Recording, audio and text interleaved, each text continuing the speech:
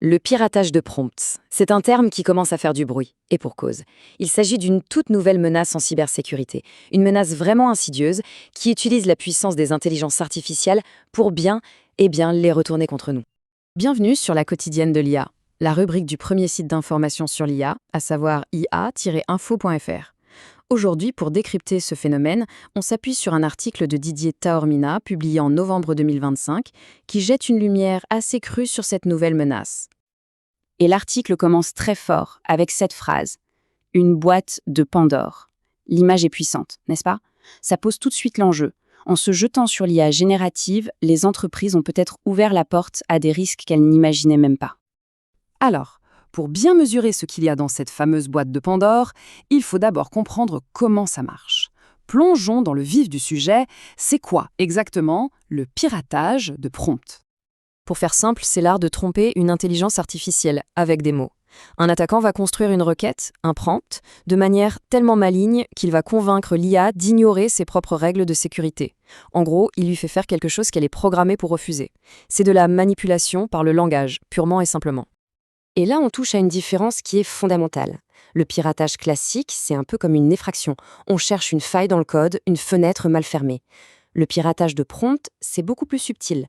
C'est comme si on persuadait la personne qui a les clés de nous ouvrir la porte. On n'attaque pas la machine, on manipule sa logique. D'ailleurs, l'article fait un parallèle très juste avec les injections SQL des années 2000, qui avaient elles aussi complètement changé la donne.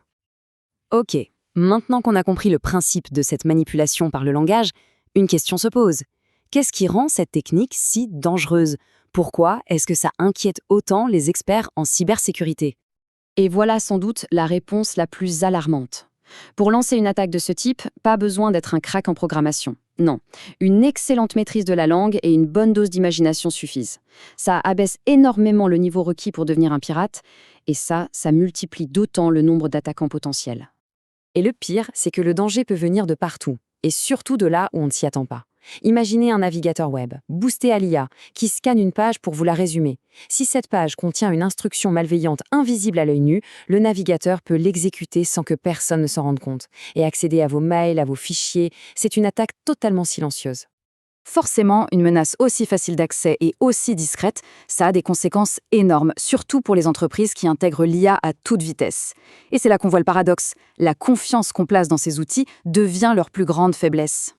Et attention, on ne parle pas d'une peur théorique. L'OWASP, qui est la référence mondiale en matière de sécurité informatique, a classé l'injection de prompts comme la vulnérabilité numéro 1 en 2025. C'est un signal d'alarme extrêmement fort pour toute l'industrie.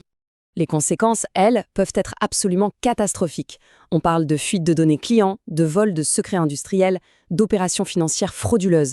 Et je ne mentionne même pas les amendes colossales liées au RGPD ou les dégâts sur la réputation d'une entreprise qui peuvent prendre des années à réparer. Bref, c'est un vrai cauchemar. Et comme si les menaces externes ne suffisaient pas, il y a un risque qui vient de l'intérieur, l'IA de l'ombre ou Shadow IA. Qu'est-ce que c'est? Eh bien, ce sont tous les employés qui, souvent pour bien faire, copient-collent des infos sensibles de leur entreprise dans des IA publiques pour aller plus vite. Chaque fois qu'ils font ça, ils créent une fuite potentielle, complètement invisible pour les services informatiques. Bon, le tableau est assez sombre, c'est vrai. Entre les attaques externes et les risques internes, comme l'IA de l'ombre, on peut se sentir un peu démuni. Mais la question c'est, comment on se défend? Heureusement, des solutions commencent à apparaître. Il n'y a pas de baguette magique, mais plutôt une défense à construire sur plusieurs fronts. Côté technologie, la stratégie repose sur 3 piliers. D'abord, il faut filtrer, analyser les requêtes qui entrent et qui sortent, un peu comme un pare-feu. Ensuite, il faut surveiller en permanence le comportement de l'IA pour repérer toute activité bizarre. Et enfin, il faut isoler les communications avec l'IA via des passerelles de sécurité spéciales qui agissent comme un sas de contrôle. Mais la technologie ne suffira jamais seule, c'est une certitude. Le facteur humain reste la clé. Il est absolument vital de former les équipes, de leur faire comprendre les risques, et notamment ce fameux danger de l'IA de l'ombre. Il faut aussi tester ses propres défenses, en demandant à des experts, des Red Teams, de jouer les pirates. Et pour finir, il faut une gouvernance, des règles du jeu claires sur qui a le droit d'utiliser l'IA, et surtout, avec quelles données. Finalement, ce qu'on comprend, c'est que le piratage de prompts, ce n'est pas juste une nouvelle attaque. C'est un vrai changement de paradigme. C'est le langage lui-même qui est devenu une faille de sécurité. Il n'y a plus de muraille logicielle parfaite. La seule défense qui tienne, c'est une défense en profondeur, des filtres, de la surveillance, mais par-dessus tout, la formation et la vigilance de chacun.